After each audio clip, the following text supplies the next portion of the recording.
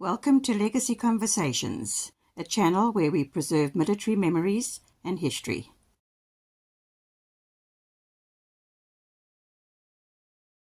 Hello everyone, I'm very excited today because we had the Ditsong Museum. It's the History Museum, Military History Museum in Saxonwold. And we had one of the greatest episodes ever on Legacy as far as I'm concerned. That is Colonel Neall Ellis. You people know him as Nellis. Very famous pilot, especially with gunships, Allo gunships. And he's talking to us today about the Allo, which is standing there at Saxonwold. And man, it was just fantastic. I had the opportunity to ask him a few stupid questions, which he gracefully answered. But before we get to the video, let us first look at our sponsors of this series. Thank you. There's something I want to bring to your attention, and that is George M. James. That's an author. And he wrote many, many books, dozens of books, and all of them has to do with South African military, has to do with espionage, counterterrorism, that type of thing. And each of those books are written with a specific purpose. And there are 53 of them. And George M. James has been a sponsor of this channel like in forever, since the very first video came out. So whatever George M. James books you buy, come back to Legacy. And they are available on audio, they're available on Kindle, they're available in paper, hardcover and softcover. All of them are available on Amazon. Some of the books are available in South Africa as well, in softcover. And I'll leave the details here. I urge you to have a look at it. Go to the website, have a look at the website. And I'm sure you're going to discover marvelous things there. I can be very blunt to you. If you like Legacy, if you want to support Legacy, want to support us in what we do, then please go and look at the George M. James books. Get hold of them. You're going to learn things which you didn't know. And a lot of the things we've discussed on Legacy has also come out in those books. And what is fascinating, those books were written before Legacy came. So they were deeper knowledge than what I think most of us would realize. Hello everyone, it's Chris here. We're at Saxonwold, the Military Museum. I think it's also known as the Ditsong. I'm really happy to tell you that we've got a chopper pilot with us. And he's going to tell us a little bit about the Allo standing behind. I cannot actually think of a better man to do that. May I ask you, sir, where did you serve? Tell me about yourself. My name is Neall Ellis. I was a helicopter in the South African Air Force. I flew the Alouette in various roles, training as well as operational roles. I've got over 3,000 hours on the aircraft itself.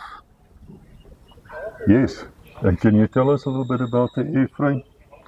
Okay, well, first of all, the Alouette was developed by French, Aérospatiale. The maiden flight, if I remember correctly, was 1953. And after that, many countries started buying the aircraft. The basis or the concept behind the design of the Alouette was an Alouette that could take 7 passengers, and then also in the back it'll be able to take a minimum of 2 stretchers, which this aircraft can do. Just to give you a brief technical background, first of all, there's no armor plating on this aircraft. This is all metal, fiberglass, and then the seats, as you probably will see, are just normal seats. It's a very basic aircraft. Now, one thing about this aircraft, the engine was the R23B. It was developed, and the French, for example, it is such a reliable engine. The French pilots, or the French Navy pilots, they said they don't need to wear life jackets because the R23B never fails. Well, I can almost vouch for that. We had 1 or 2 engine failures, and I repeat, 1 or 2 engine failures during all the, I think something like 500,000 hours that the Air Force flew on these aircraft. The South African Air Force bought in the region of 120 of these aircraft. and then spread them across. Obviously, we lost some through training and that sort of stuff. But just a brief description on the aircraft. Tri-Pacer, the aircraft was developed as a multi-role in a multi-role. Not just a training aircraft, but it was used for training, for maritime. Many armies used it, and even some for firefighting. Civilian organizations used it for firefighting, and then also, strangely enough, for logging. Not a particularly good logging aircraft, it's just too small. But it's a 7-seater aircraft. We have the pilot sitting on the right-hand side. If it's the main pilot will sit there. In the middle, you'll have a co-pilot, or in the training role will be the instructor. On the far left of this is where the flight engineer sits. Now, the flight engineer also plays an important role, because when you go to land or when you take off, the flight engineer will put his head out the door, and then he will be clearing the tail rotor and the rotor for any obstacles or anything like that. And this is quite important because the pilot cannot see out the left. And I've had people, sometimes we have people, particularly when we go and do the sort of marijuana ops with the police, I'll get onto that later, where they'll be running from the left, and at the back of the aircraft we've got a tail rotor spinning at 2001 revolutions per minute. And it has, on occasion, people have run into the tail rotor. It's never happened to me, but what has happened is that we have a tail guard. And I've actually seen a troop, because there was a formation of 7 helicopters doing exercises, and with the noise and the dust and the confusion, the guy actually ran into that tail rotor, hit it, bounced back, fell on the ground, and luckily there was no damage to the helicopter, and he didn't get chopped into pieces. Okay, we've got a three-bladed system. The blades are metal, but they're pretty rugged. And then of course we have at the back of the engine, we have what we call a particle separator or a sand filter, and that is to stop from sand being ingested into the engines. Now, if we go back to our operationals, during our operationals in Namibia and Rhodesia, sand was a big problem. If we did not have the sand filters on the aircraft, you could probably have to replace the engine every 25 to 50 hours instead of having this normal servicing circle. I'm not a flight engineer, I'm not a technician, but it would be about 1,500 hours.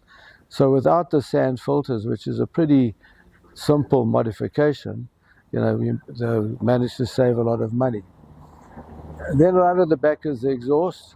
The exhaust is not only there for the engine, for the fumes, for the paraffin to go out. It doesn't provide propulsion, but what it does is that when you're in the field and you need to warm up a tin of food, you hook a little piece of wire on that food, you start up the engine, and you hold it in the exhaust, and that is our oven. Of course, not really official and frowned upon by the generals and stuff like that, but if they're not going to give us stoves in the field, we have to improvise.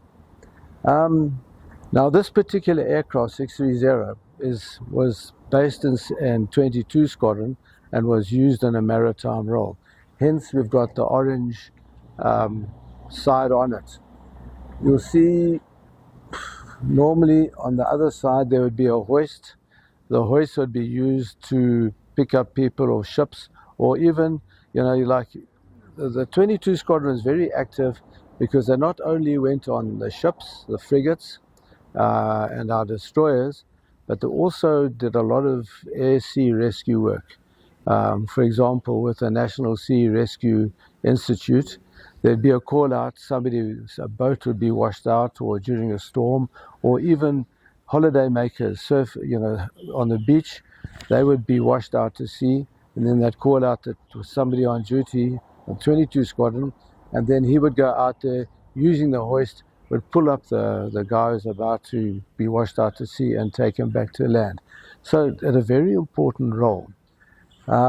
We could also put torpedoes on this aircraft, although I don't think in the Air Force we ever used torpedoes. But what is quite interesting, when the first crews or the first pilots went to France to accept these aircraft, we were armed with rockets. And the rocket pods we still have rocket pods somewhere. I think in the SAAF museum you'll find, at Swartkops you'll find rocket pods. But we never used this aircraft with rocket pods. I'm against that personally. I'm against using a small helicopter like this for rockets. I have my reasons. It's too slow and it's very vulnerable. But during the war, in our war with Indonesia, and I'll go back a bit, before the Air Force started getting involved in the Angolan War, when it was operating out of Southwest Africa, then Southwest Africa, now Namibia, against SWAPO elements, the Alouettes were deployed around about in the mid-60s. The Alouettes deployed to help the police. And although they weren't armed at that stage, it was there more to fly policemen around, the drop-off police who are going to search places. And then we got involved in the Portuguese War. Now, the Portuguese had also bought a number of these Alouette aircraft. And what they had done, they had armed the Alouette aircraft with what we call the MG151 20mm cannon, which cannon was put at the back behind the pilots, on the floor, and then facing out the left-hand door. And the 20mm cannon proved to be a very effective weapon against terrorists. One, because you could probably, the sort of normal shooting range was about 600 to 750 meters, but we managed to, with experience, you could get that up onto 1,000 meters. And I'll come back on how I used to take out anti-aircraft fire. But what the cannon had a high explosive round. And this round had a lethal radius of around about 5 meters. So you could shoot. You don't have to actually hit your target, because it's not easy shooting a target from the air. But as long as the round landed close to your target, the shrapnel would be able to, inflict some damage, if you want to put it, wounds on the terrorist. And of course, once you've wounded a soldier, it takes a lot of people, to bring him, to keep him, first of all to withdraw him and then to look after him. Anyway, so then our guys went up there and they saw this 20mm cannon, so the South African Air Force purchased the 20mm cannon. Now, if I can go also further, I was also involved in the Rhodesian War and the Fire Force operations. Now, the Fire Force I think pretty much everybody knows of what happened during the Rhodesian War with the Fire Force, but the Rhodesians also did some work. I think they were tied up with us, and when they work in Mozambique, they saw the Alouettes with the 151 cannon, and so they installed the cannon in it. And just to give you a little bit more on the Fire Force was, first of all, we had what we call the K-car. When you put that 20mm cannon into the back of the Alouette, you cannot carry troops. So then you'd have the pilot, you'd have an army commander, and the flight engineer gunner would be sitting with his back behind, he'd be sitting behind the pilot, looking out the left-hand door with a cannon. And of course, that was a role changer. That was, once we got the Fire Force, so the Fire Force would be one K-car, sometimes two, depending on just normal deployments out in what we call the FAFs, which is the forward arming, whatever area, we call them FAFs. And then you'd have, say, maybe one or two Alouettes, normally one Alouette with 3 troopers, gunships, 3 Alouette troopers. Now, the trooper was armed with one Browning, or in the Rhodesian army, they had the MAG machine gun hanging out the door. Now, that machine gun was not so much to take on targets and kill people from the air. That machine gun was used for the helicopter comes into land and just to spray the area, just to keep any terrorists' heads down. And that was the main thing. And then the guys would land, you'd have, with a trooper, you'd have two guys in the back, we would take 4 troops, 2 sitting in the back on the bench seats in the back, and then we'd reverse the 2 seats. We'd take out the center controls and then reverse the other 2 seats in the front. Now the Rhodesians also got clever and put a bench in front, which made life easier because those seats are a bit bulky. So what had happened, you'd have 2 of the 5 Force troops jumping out from the right-hand side, and then the other 2 would be jumping on the left-hand side. And then, of course, the gunner would be sitting on the left-hand side behind the gun. And that's how we used to operate. And, you know, we used to fly around at about, try and stay at 800 feet, because it's 800 to 1,000 feet is probably the best height to minimize small arms fire and being damaged, for picking up damage. But generally speaking, it was very difficult, 1,000 feet, to try and pick a guy up on the bush, so we would come lower. Now going back to the gunship, the K-car with a 20mm cannon, that cannon was harmonized or synchronized as a sighting system, was synchronized at 800 feet. Yes, 800 feet. But once again, to pick somebody up from 800 feet, hiding out the bush easy, we used to come quite lower. And the technicians are very adept at adjusting their aiming point based on the height, because we used to, the ideal speed for shooting was 65 knots, because we were heavy. So 65 knots, 85 knots is a bit 65 knots. But then, of course, you know, we like to keep the speed up because there's less chance of being hit. So any times between 65 to 85. And we had some gunners that were so good at firing that 20mm cannon, they would ask, what is your speed? What is your height? So they would ask the pilot speed and height. You give him speed and height, and he would take 1 round. And sometimes that 1 round he could either kill somebody, or he would put that into, I had a gunner who at night took out the front car lights. With the front, I said, shoot the front right car light. And at night, with 1 round, the name was Bookie Becker, 1 round, he took out that car light. So that's how adept some of the gunners were, really great with it. Now, another problem we also had with the Alouette, when we had the 20mm cannon in the side, is that when the gunner fired, it used to pitch up because of the recoil. Used to push the aircraft back, and we'd have it, you know, it'd go to the right. So the gunners could compensate for that. And just to come back to one incident, which happened in an Operation Super, we had a young man called Kenny Swartz who got stuck behind some SWAPO troops, and the SWAPO were about 5 meters from him. And now either he and his section was about to be killed. So now I was sitting with my gunner, Steve Kutsia, and I was saying, right, what are we going to do about this? So Steve says, we can't shoot, we're going to hit Kenny. So I said, no problem. Either we hit Kenny, we kill Kenny, or the SWAPO kill Kenny. So Kenny's lying down there. We could see him because they have hats with day glow panels on them. We could see them clearly, and we could see the SWAPO behind the rocks in front of them. So I said to Steve, okay, I'm going to position behind Kenny in his section, and you shoot a meter in front of Kenny. And of course, Steve says, no, we're going to kill Kenny. I said, same story. Somebody's going to kill Kenny, either this or SWAPO, so let's rather try killing SWAPO. Anyway, so he aimed just himself. I told him 1 meter, but he probably put 2 meters. And as he shot, of course, the helicopter bucks and all the shrapnel sprayed into SWAPO. And now my friend Kenny is still alive, thanks to Steve Kutsia. But it's also good fun. We had good fun. Anyway, but that sort of incident, it wasn't funny at the time. It was quite tight. But we you know, sometimes you've got to take decisions in combat, and that was a decision that was taken, and it was a right decision in the end.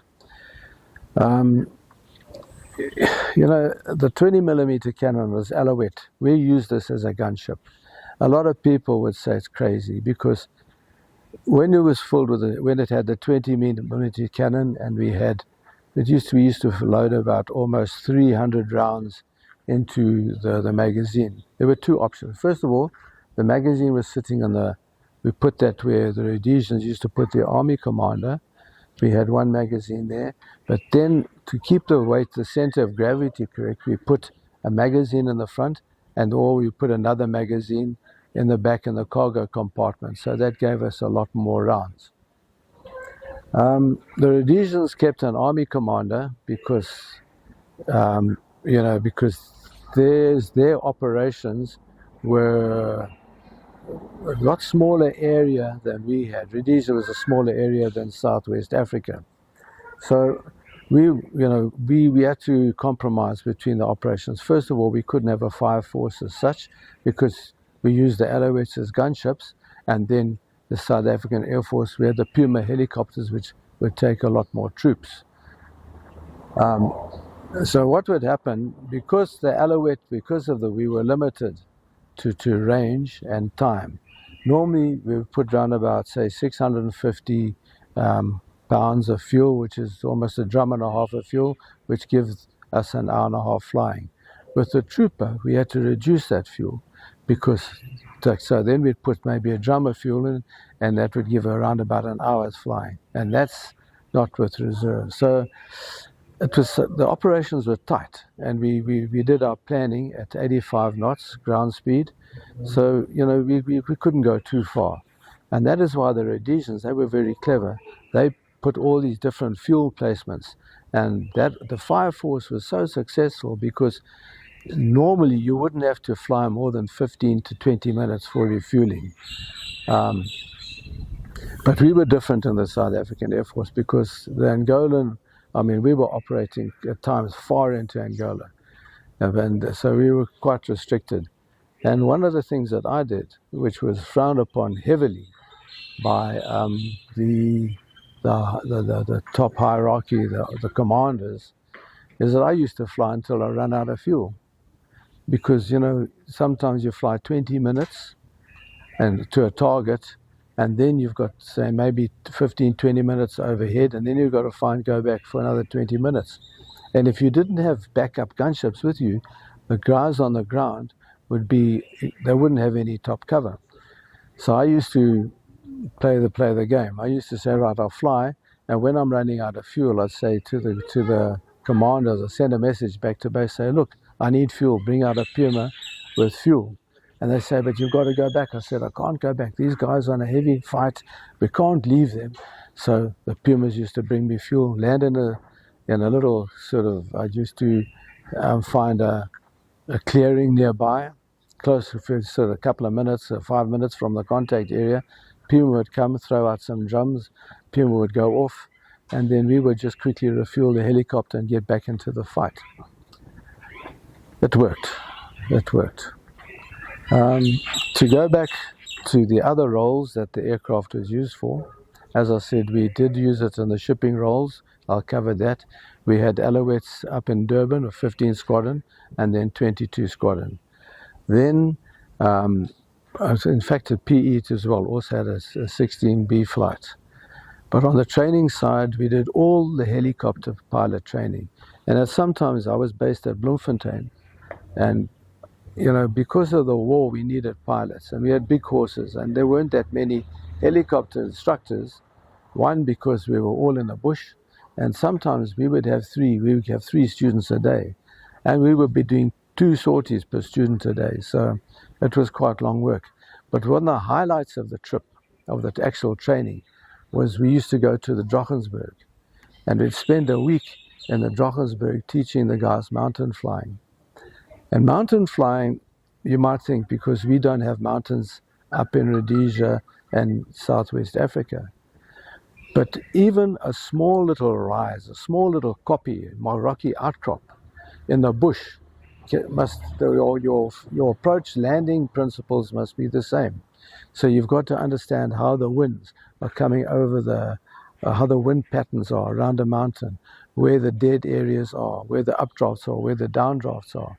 Because when you're flying troops and putting troops on top of a kopje, you've got to have that. If you don't know to read where the wind is coming from and where the updrafts and downdrafts are, you can crash. Because what happened in Rhodesia, we used to deploy OP posts up on top, what they call gomos, but these big rocky koppies, and we'd have to, they couldn't walk up to the top of the koppie with all the equipment. We would have to land, find a place to land. Sometimes it would only be with a nose wheel on the ground or just with one back wheel on the ground, and then we'd hover while these guys would get out, the troops would get out, taking all their rations and supplies. They used to sit there for maybe 2 to 3 weeks, and then we would just hover, go off and then go up. So it was very versatile, and of course our training was very, very, I wouldn't say tough, but was very thorough. And I think that is why we were so successful as South African helicopter pilots, not only successful in our bush wars, but you go throughout the world, you will find South African helicopter flying on the oil rigs, doing logging, going down to Antarctica, all that sort of stuff. So we had very good training. Just to go back into the training, first of all, the Air Force, the South African Air Force, had their helicopter training unit, HCU, based at Air Force Aérospatiale. They started the training off on the Alouette IIs, which I won't go into too much detail now, but the Alouette III is a progression from the Alouette II. And then the Alouette IIs were phased out and brought in the Alouette III. So the Alouette III, as I mentioned earlier, became the basic trainer.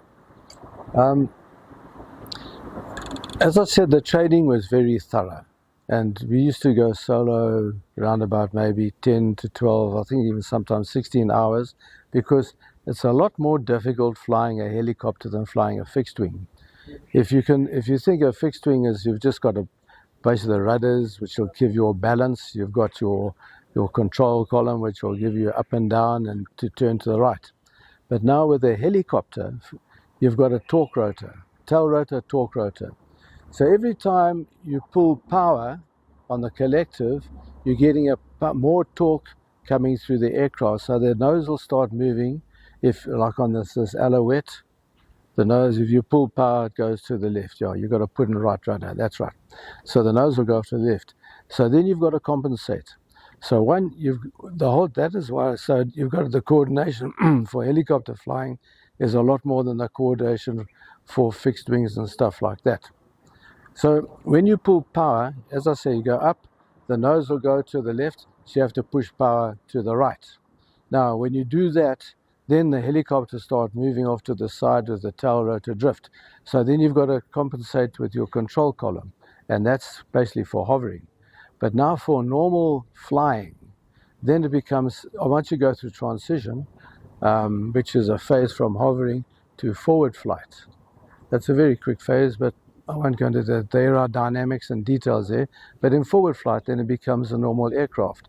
Your main rotor disc becomes your wings, your tail rotor becomes your rudders, and then your controller will give you up and down to whatever it goes, as long as you keep the collective still.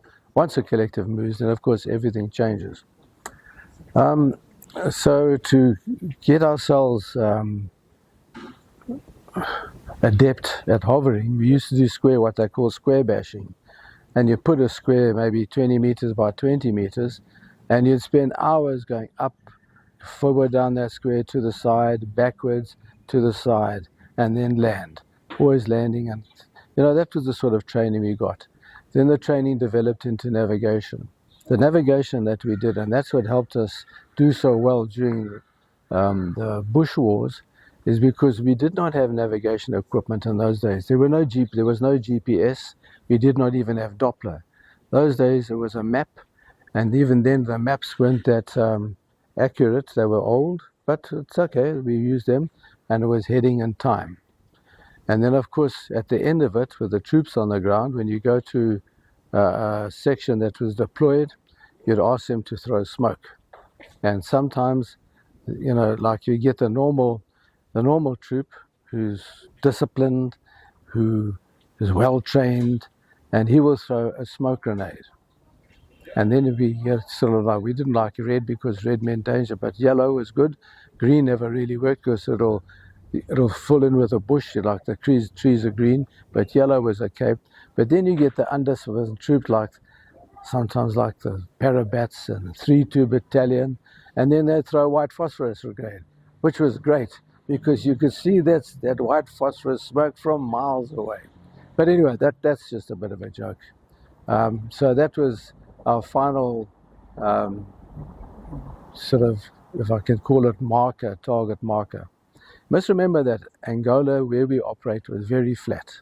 We could fly for miles and miles and miles, and there's no rise in the ground. Probably the terrain would maybe undulate maybe by 20 feet.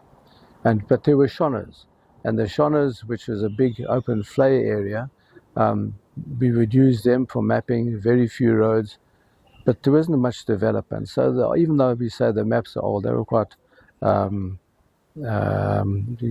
could navigate on them quite fairly easily.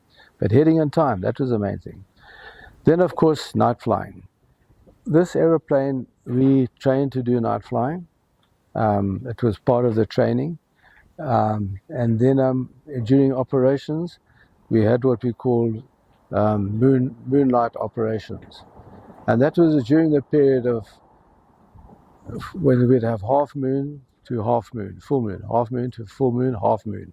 And then we'd go out at night, mainly from Ondongwa, and then the whole of Sector 10, which is Ondongwa Sector 10, would be cleared and there was a curfew. Anybody that moved at night, we were given open free guns, and we could shoot them. And unfortunately, we got captured a lot of SAAF moving around because they need their car lights to navigate with, and we would pick up the lights. Now the pilot did not have NVG. We would be flying with open eyes, but the gunner, he had NVG, and then we'd put a laser sight on the gun so that the NVG would pick up the red or pick up the beam, and that would be used as an aiming point. And what we'd also do, then we'd pick up a target, for example, SWAPOs, we would shoot the target up, mobilize the weapon, and we'd have a Dakota flying with us at night. And then the Dakota would have parabats on board, and once we identified a target, then they would jump out. And then we would get to give the troops a direction to the target, and the troops would go there and either get into contact and sort out whatever terrorists are there, or if they were civilians, arrest the civilians. So it was an effective weapon at night as well. Very limited. I believe that it could have done more if the pilot was given NVGs, but at that time NVGs was a new concept, and so it was just the gunner at it. The Pumas had NVGs. The pilots used NVGs, but there the gunner sat in the middle seat with no NVG. So anyway, that's part of it. Otherwise, we used to go out in the bush. Now, because there were a lot more Alouettes than Pumas, and because the Alouette didn't have the range of the Pumas, we used to go out and sleep on the ground across the border into Angola, particularly during operations. Our main choice was of preferred group to operate with was 3-2 Battalion, although we did operate with the bats, parabats. But we used to go and sleep out there bush in a administrative area, and we'd stay there for a couple of weeks at a time, sleeping with the troops, and then, of course, there would be fuel and ammunition within the logistic element of the ground guy. And a lot of the big operations, we did that. The Pumas, because we lost an Alouette, it would be fairly easy to replace an Alouette. But to lose a Puma, that was difficult. So the Pumas used to fly out to us in our administrative area during the day and then return back to Ondongwa at night. And that would sometimes entail a 3 or 4 hour flight. But with the Alouettes, we were quite happy to stay there. Thank you, Colonel. Really appreciate the lesson here. We really appreciate. I want to ask you a few questions, if you don't mind. The first question is, how do you auto-rotate this thing down? Shoot the engine cut on you for battle damage or whatever reason? To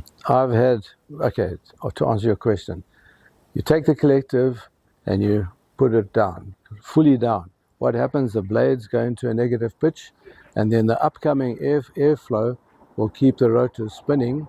And then as you auto-rotate at 65 knots, and then at about 30 feet before the ground, you pull your nose up and you start applying the collective, And as you get onto the ground, you pull full collective and roll on.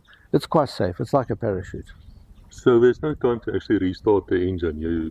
Once that thing caught you, auto-rotate and get off. Well, it depends on what height. If you're sitting up at height a couple of 1,000 feet above the ground, part of the emergency procedure, if the engine fails, is to go through a restart. But when you're low level, like most of we were, like 1,000 feet or something like that, and flying 1,000 feet above the ground, there's no time. Then you've got to, first of all, you're flying along, you're not expecting an engine cut. Although in the back of your mind, you're always, as you're flying along, you're always looking for a place. If I have an engine cut, where am I going to land? Where is the wind coming from?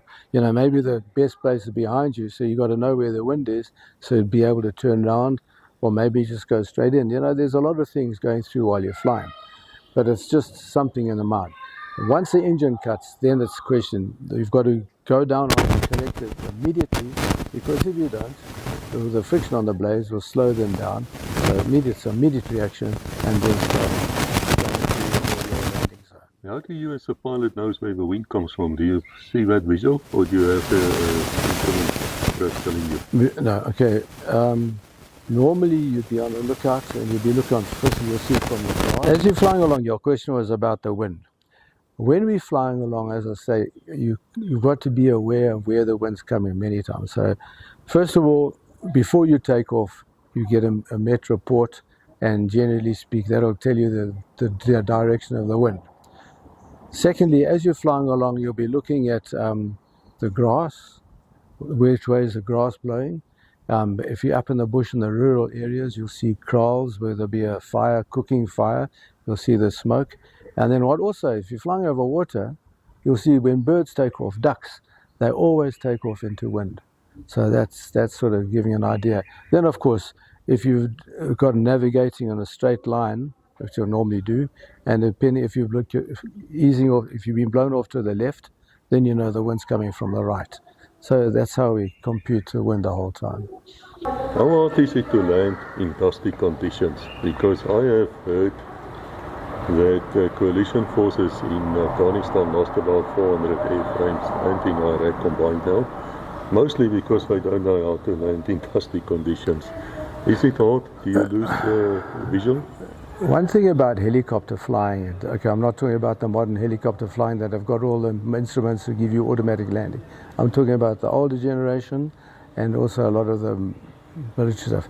To land in a dusty condition is exceptionally dangerous. Snow and dust, you get what you call, not so much the white out, but you get the dust out or the snow out, where as you come in, and if you start coming in too slowly, then the rotor wash picks up the dust, and of course you can't see a thing. Really, sometimes it is really bad. So there are techniques to get around it. First of all, my technique, my own personal technique, I'll come in I wouldn't do the normal approach. I will do a lower approach and keep it quite fast. And then as you get to the ground, you pick your spot where you're going to land. And then you fixate on that spot. And then as you come into the LZ, because underneath you, the dust has been blown out, you don't get too much bad visibility underneath you, and then you go and put your helicopter either in front of it or over it. So that's where I do it. And the same thing with the takeoff. With the takeoff, the dust will come up, and what you do is you go straight up in the air, and then as you start clearing, getting out of ground effect, you start moving forward and you'll clear the dust. But dust I've seen a lot of helicopter accidents from dust. In fact, at night time it's even worse. We lost a Puma helicopter, and a lot of people got killed. We were doing a casevac. They landed at Oshakati, and the helicopter, well, the pilots, they just got completely disorientated. They lost contact with the dust, hit an object, and then of course the aircraft crashed. What's the chances of you running out of engine power while you're coming into land, especially if you're loaded quite heavily?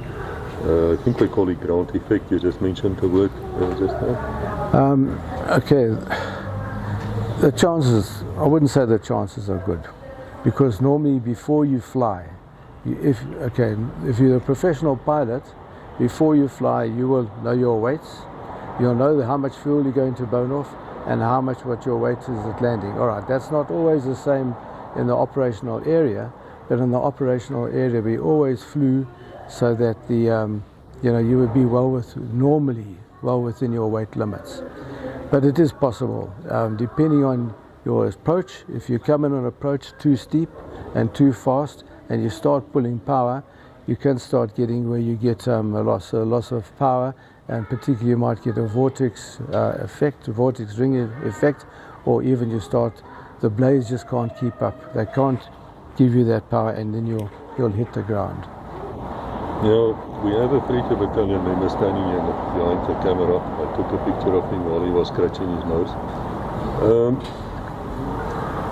These people are very heavily loaded. Even as people, they are very thin and very fit.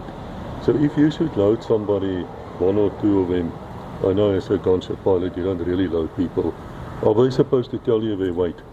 Or perhaps to a flight engineer so you can work out the safe? You know, as a pilot, when you start operating with ground troops, particularly people like 3-2, we used to say, right, each person, we used to work on 120 kilograms. But generally speaking, ground troops are liars. So then it becomes 150 kilograms. So you always expect the unexpected. Great one. But then also when it comes on, but look, if you do your approach correctly, when you come into land and you've done it properly, even though you might be overweight, you'll still do it. The problem comes in with taking off. That's where the big problem is, because generally speaking, when it's dusty, you can't do a normal takeoff, use your ground effect and go through it because of the dust. So you've got to what we call a tower climb. And then the Pumas, the Alouette had a fixed clutch. So you could pull power on the clutch and you'd hear the gearbox whining and groaning, but at least it'll get you out of the problem. But when you start getting to the larger Pumas, like aircraft, helicopters like the Pumas and others with a free turbine, that's where the problem starts. Because when you pull power, there's only so much power going through the turbine, the free turbine at the back. And then the rotor rev starts coming down. Now, what the designers have also done, they've put what they call an emergency power facility. Now, on the Puma, if we realize we're going to have a heavy takeoff, we'd push a button and the engine will straightly give us that little bit of extra power to get out of the trouble. And the Russian helicopters also have the same problem. But you're talking about the problems with the Russian helicopters. The Russians, shall I talk about? The Russians is completely different to how we were trained. The Russians is very regimented, very strict, and for example, when they come in at a certain speed, at a certain height, when they reach an angle from the LZ, then they start descending at a rate of speed, reduce their speed, and they go down and go down. That's under ideal conditions. Now, the problem is when you go, that's all right on an airfield where you've got wind coming and then you can do it. But when you come into an operational conditions, which often happens, you cannot always land into wind. You've got to sometimes land downwind. So what the Russians had come in with their sort of standard approach, the way they indoctrinated to approach, and then of course as the wind's behind them, now they're starting to lose the picture of the aircraft on the ground. So then they start pulling the nose up, they increase their rate of descent to go down, and then they're slower and they start hitting the vortex ring state, and when they pull the power, crash. That's a problem with the Russian training. So they almost deliberately fly into the ground? I wouldn't say that deliberately, but they just run out of ideas because their whole technique, they're trained to land at an airfield or in an area where there's into wind. But once you start getting into an area where where it's not planned, it's not really designed for an approach. So you wind behind you, there could be a slope, there could be a hill, so you've got to approach from a different direction, and that's where they run out of ideas. This helicopter, when it's flying combat, of course, is being shot at. Is it easy to shoot down a helicopter like this, even if it's shooting back at you, of course?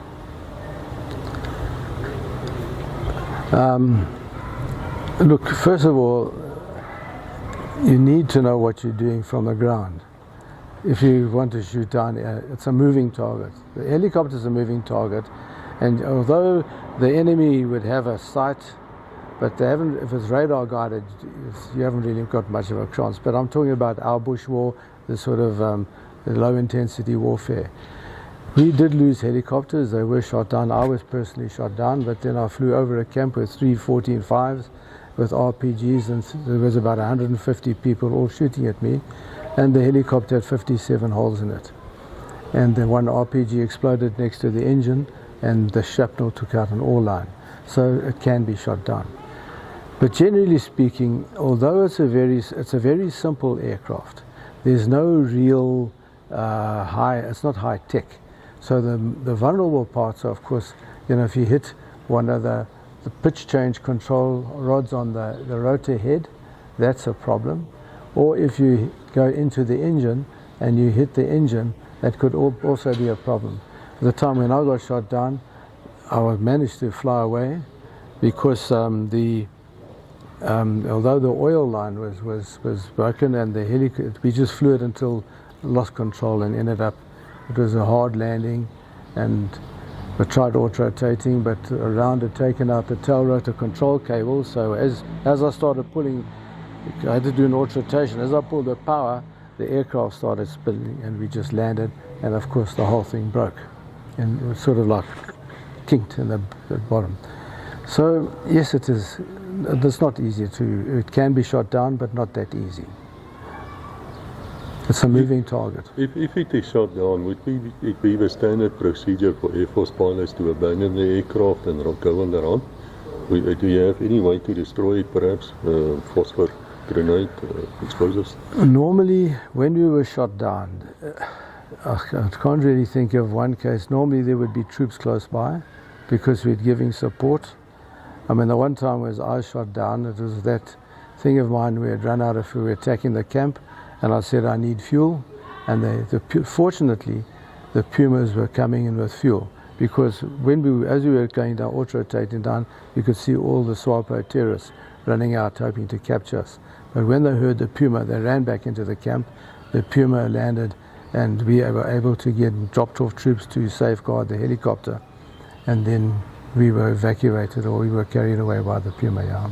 I heard somewhere that it was a Rhodesian Air Force group captain he ended up as, who invented some kind of a pump to pump that chopper fuel into the tanks quite quickly, more quickly than that we could do it with a hand pump. Or I don't know if that's true, but you know anything about it? I don't know who invented it, maybe. But what we did, first of all, we normally refueled out of drums, and then we had the hand pump, which was a bit of a problem. Then in the South African Air Force, we had a little portable pump, which we'd load in the compartment, put out, started, but that would give a problem. But then the Rhodesians did bring in an electric pump that was connected to the battery, the aircraft battery, and that was stored in the back.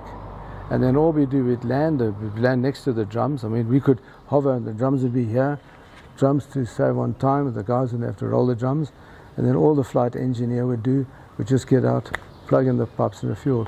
Sometimes we did what we called hot refueling, and that was when we'd stop the blades, we'd close the throttle to idle, and then we'd stop the blades with the engine still running, refuel, and then once it's refueled, pipes back in, engineers back in the aircraft, we would start wind up the rotor blades and get going again. I've seen these flight engineers looking at that fuel like long lost love or something. They would almost put the entire head into to look at that fuel, especially on the police bases, because we had the fuel for many years. You mean on the drums? Yes, into the drums. Why? What's wrong with them?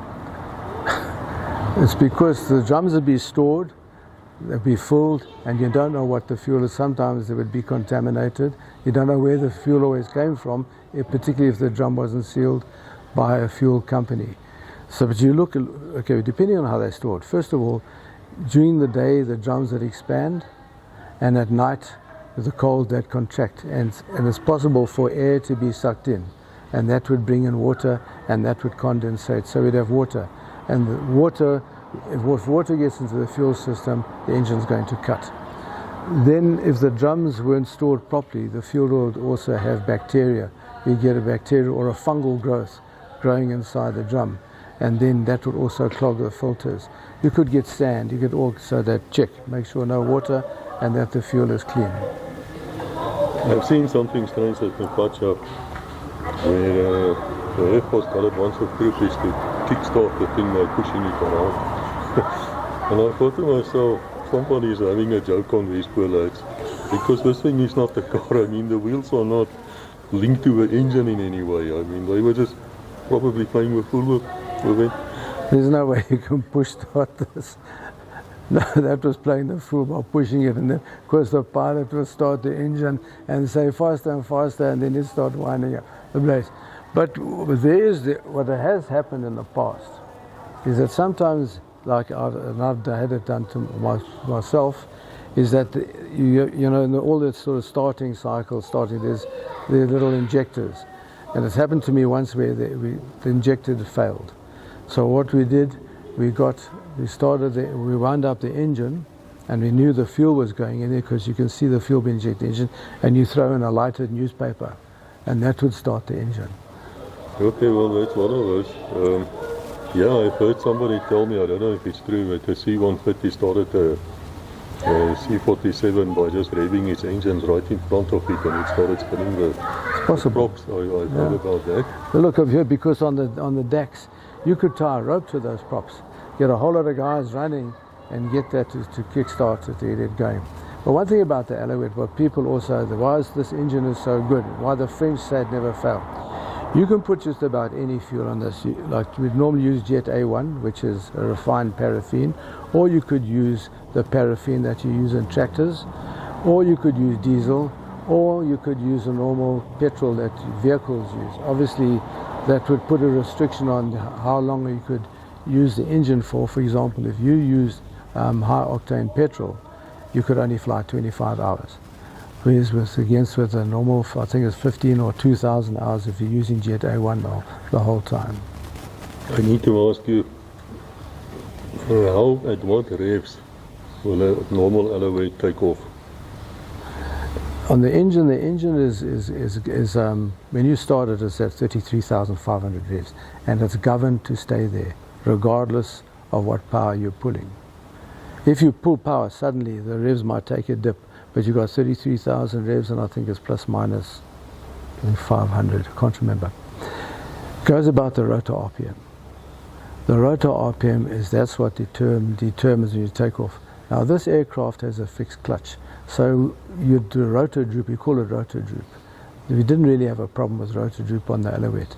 But when you go to the other bigger helicopters, the free flow turbines I mentioned, if they're too heavy, the engines are giving you full power, but the rotors just cannot take that load, and that's where you get rotor droop, and that's where a lot of people crash.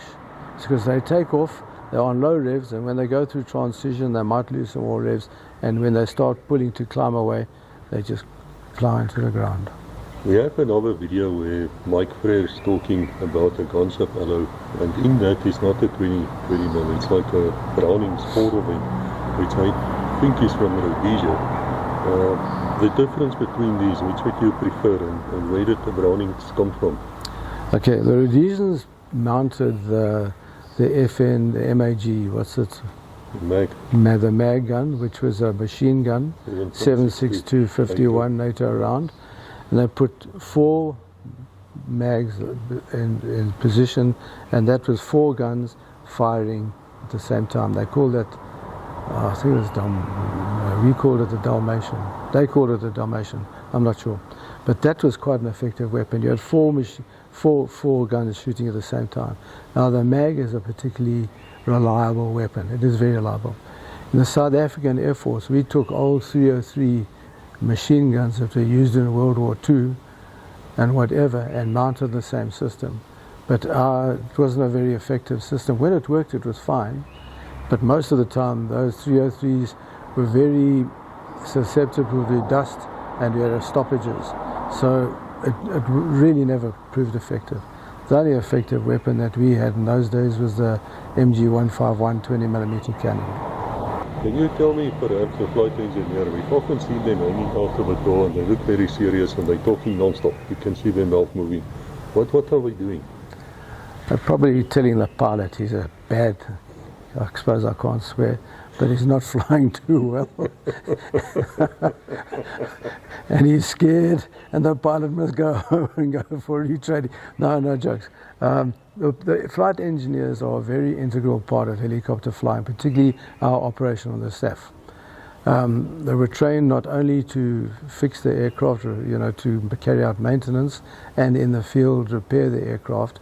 They were actually fully qualified technicians on type, and then they did a further course of flight engineer training, and they were given, like, for example, they were taught how to fly the helicopter. Obviously, as pilots, we don't want flight engineers taking our job, otherwise they want the same pay. So we said, right, we'll give you a couple of hours in case I get wounded or something. You can go and try and put the aircraft so I live, and then you carry on. All right, but on the other hand, the flight engineers there, first of all, when they're hanging out the door, they're clearing the tail rotor. Obstacles in that tail rotor can be disastrous, catastrophic to the helicopter.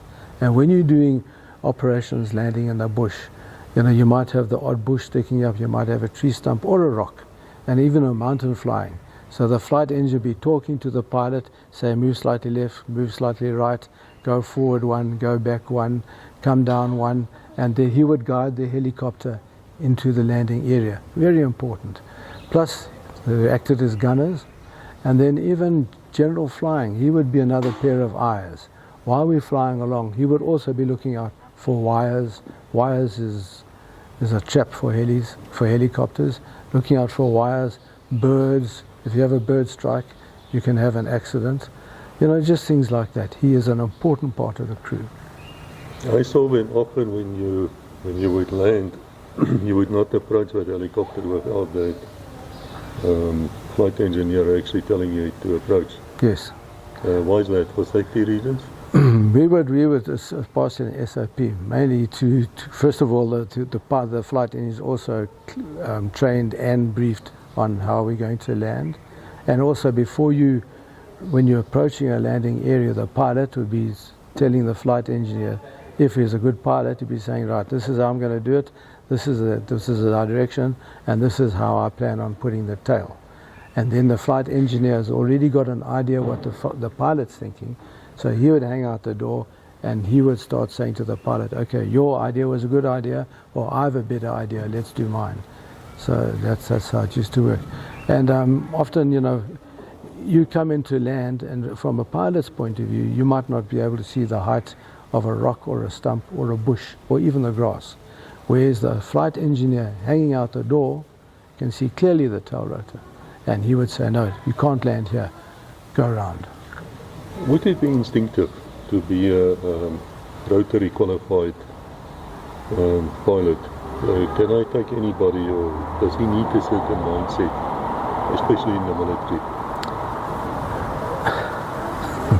It's a difficult question to answer.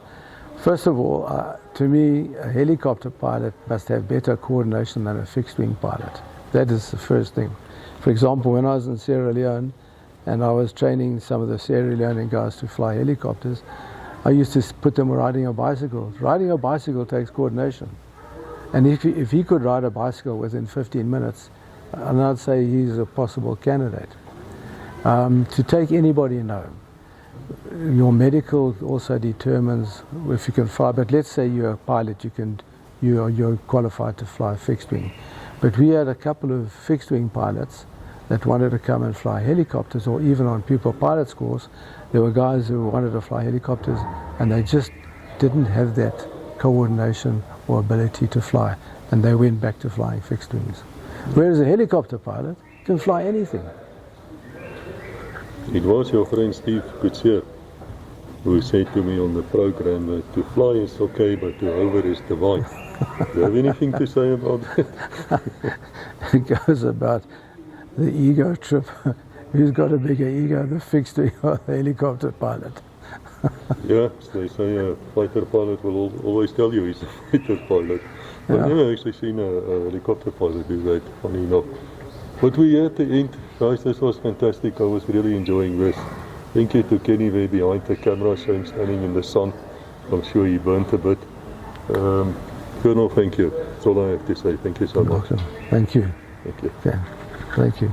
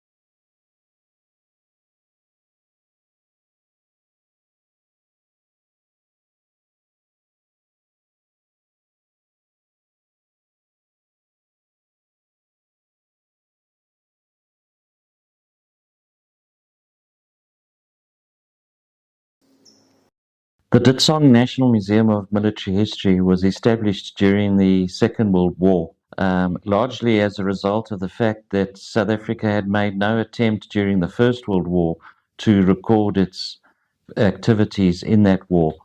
So, fortunately, when General Smuts became Prime Minister in 1939 and South Africa declared war, he made sure that our involvement in the Second World War would be recorded for posterity and for future generations.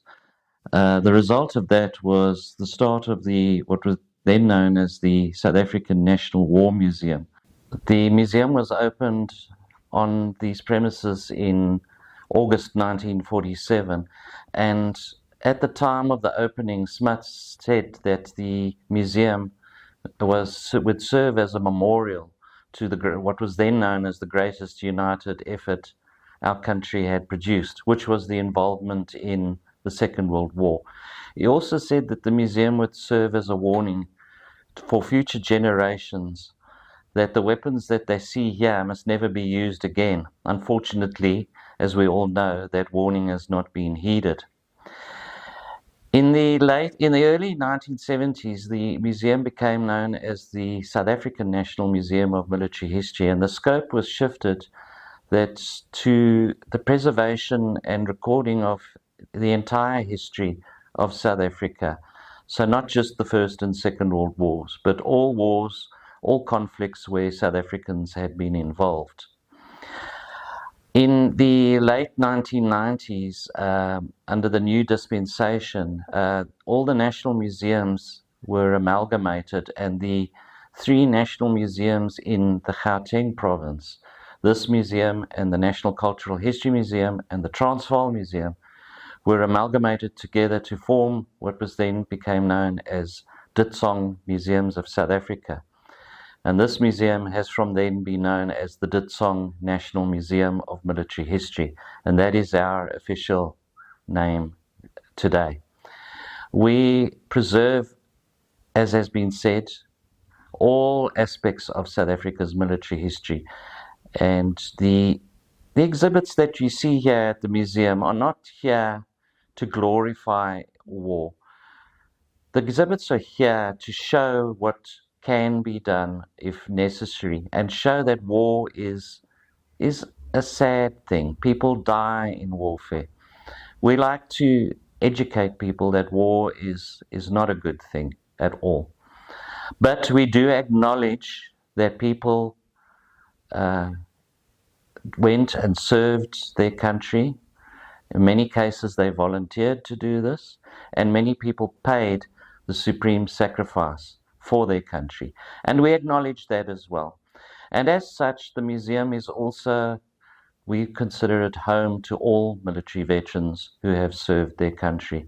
And many veterans associations, such as the MOTS, the Memorable Order of Tin Hats, the South African Legion of Military Veterans, and other associations such as the Gunners Association, the SAAF Association, and the South African Armour Association also hold their respective commemorations here at the museum as well. The museum is open 7 days a week.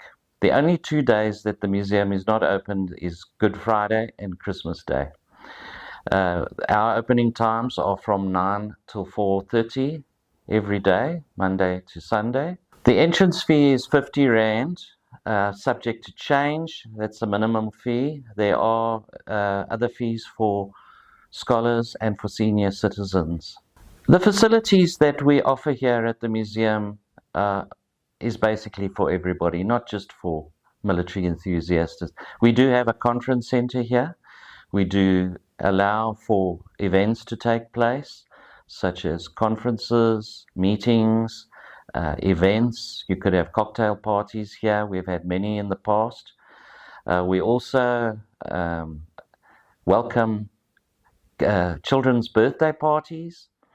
They seem to be very popular here. And people are welcome to come with a picnic basket and sit on the lawn and, just take in the atmosphere, the garden, the tranquil surrounds that we have here at the museum. One of our facilities we have here is free parking. We do not charge for parking. The parking is secure as well. We do have full-time security plus security cameras. The museum falls under Ditsong Museums of South Africa has been spoken about. The Ditsong then falls under the Department of Sports, Arts and Culture. Being a government department, funding is not entirely adequate. We do need further donations and support. We do have a building and development trust run by veterans and people who support the museum, and they raise funds to assist various programs that the museum has. We are always looking for volunteers in this regard. Every quarter we have what we call maintenance days at the museum, where people come and help clean the exhibits and do maintenance around the museum. That seems to be very popular with the crowd. We also require support with certain technological aspects, such as maintenance of exhibits. There are times where we don't have the technical capacity to carry out such maintenance. So voluntary support is always welcome here at the museum. We rely as well on donations. They can either be monetary, which would go towards the upkeep of this museum, as well as exhibits. And we look at exhibits that maybe have someone that was very important, medals or uniforms or what have you, or even other things such as badges, photographs, even documentation such as diaries, letters that go into our archives. We do have a library here, one of the most substantial military history libraries in the Southern Hemisphere. It is open during weekdays, during opening hours here at the museum. People are welcome to visit the library or make an appointment to do research in our library as well. As the director of this fine establishment, we welcome everybody here to this museum. I look forward to seeing more and more people coming to learn about our military history and using our facilities. People are always very welcome here. Thank you for watching. Please like, subscribe, and ring the bell to receive notifications.